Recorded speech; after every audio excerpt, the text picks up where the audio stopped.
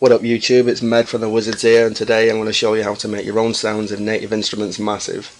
Now the first thing you want to do whenever you open Massive, fucking schoolboy error there, forgot to put my phone on silent, Metal Gear Solid for the win though. There we go, won't be making that mistake again, what a fucking knobhead. Anyway, File, New Sound. I tend to use smooth squares. I think that's the best wavetable, to be honest, because you can just get so much cleaner synths, because it's all about making minimal clean patches that you can bring out with effects later, and I'll show you what I mean. So with a smooth square I'll knock it down by 2 octaves usually, and the wavetable position, if it's all the way to the left that means sine wave, if it's all the way to the right that means saw, which means you can manipulate the sound and have a softer attack or a harsher attack into a softer finish. I mean, it just depends what kind of sound you're wanting to use. The intensity, if you look up here, usually by default FL has that, but if you click it, it's sort of like a visual parameter so you can sort of see what it's doing to the sound. So it's just sort of taking frequencies out, but it also dictates what you do here, so the intensity always changes depending on what setting you have here. I just take this to spectrum, it's easy enough. So we have a smooth square pitched down by 2 octaves. We'll stick a low pass 2 on it, and I'll just start modulating things, and I'll just show how easy it is to get different sounds and really nice clean synths.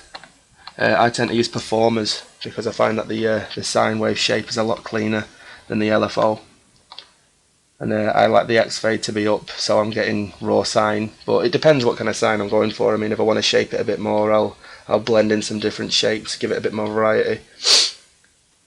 I'll just stick the performer. I am ill as well, so I might be coughing and sniffing, so I apologise if it gets annoying.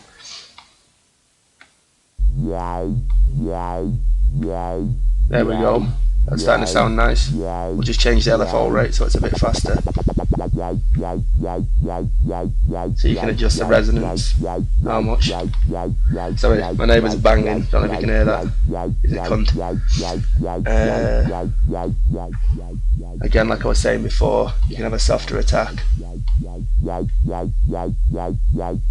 So it's just, small modulation things you do, just make the sound a little bit more interesting for the listener.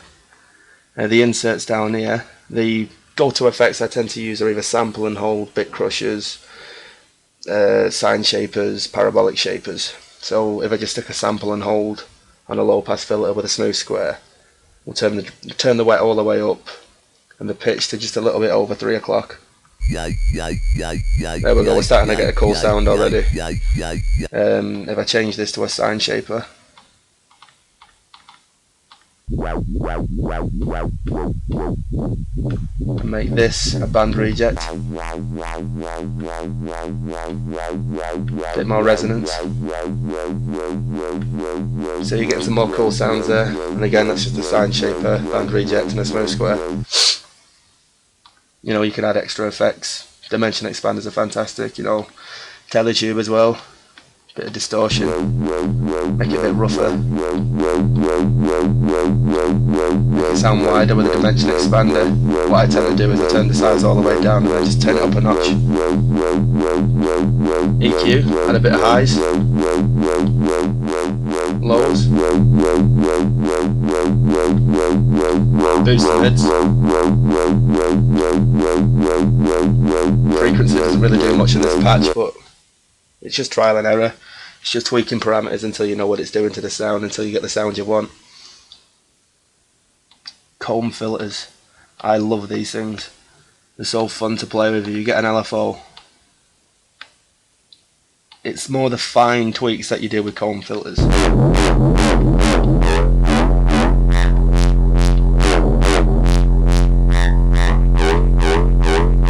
now we're getting some nice sounds. Automate the amp. Clean it up a bit. So there we go, there's a simple patch. Dimension expander, bit of EQ, distortion, sine shaper, comb filter, smooth square, easy. I'll just assign this to my mixer. Let me just undetach this. Right, so let's start adding some effects like flanges. Just tweak the parameters, get an idea for what each one does. you can see you're getting faster with the rate. Find a nice sweet spot. How deep you want it to go. That's what C said. Delay. And no phase.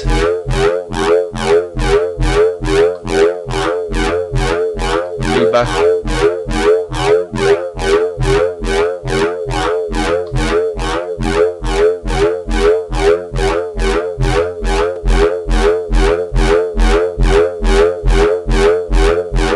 So that's starting to sound cool.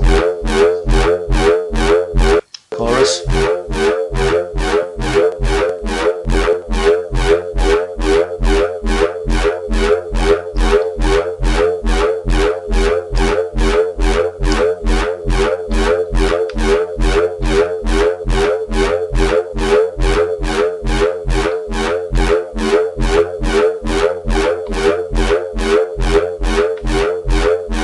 Phaser.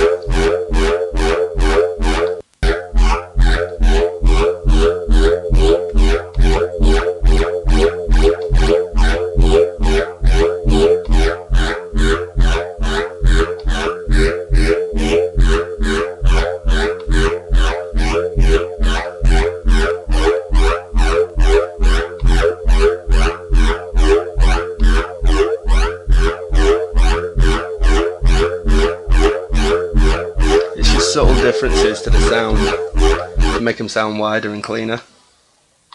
There's other things you can do. I tend to use camel fat. This is a really good compressor in it, very easy to use. Bring it up a bit.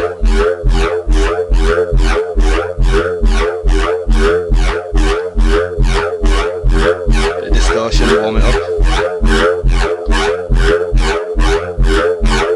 Bit of dry wet on there, you can mix your effects a little bit better.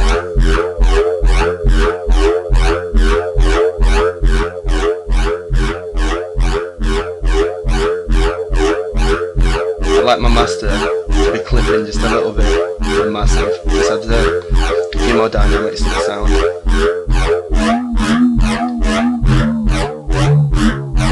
That's the thing with comb filters, you can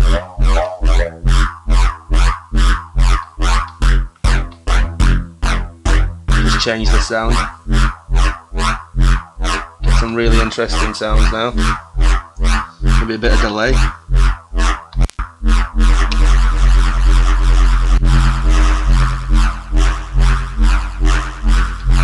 I mean, how easy was that?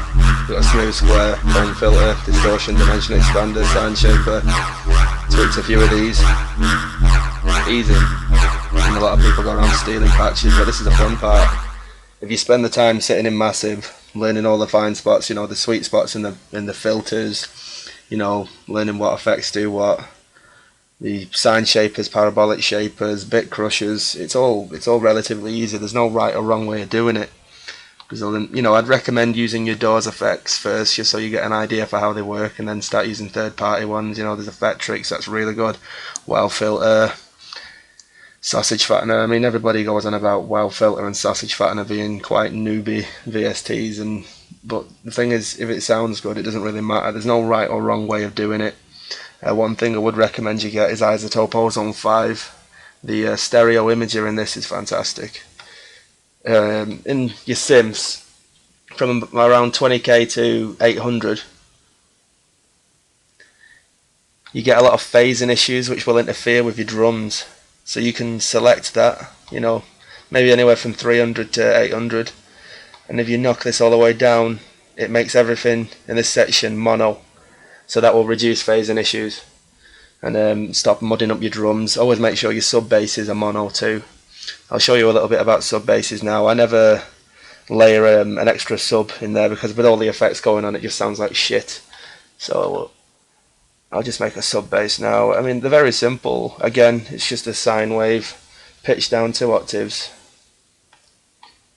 all the way to sine, and all I'll do is I'll just stick a volume on the amp. Let me just set it to a performer, and from there I will, 1 second, failing here, failing hard, Here we go.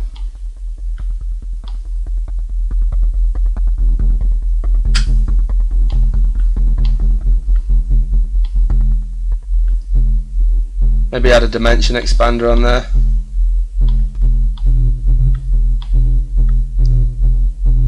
You know, it's as simple as that. You've got a pretty wide sub there. A little bit too loud. I'm having to use headphones so that I don't hear the repeat on my microphone, so it's very hard for me to hear this, but you get the idea. With FL Studio, that means mono, that means stereo, so your sub's in mono there, and then you can layer that with your synth. And it's all pretty basic stuff. Like I said, it's just a lot of your sound does come from your filters. So yeah, play around, have fun. I hope this helped. Take it easy.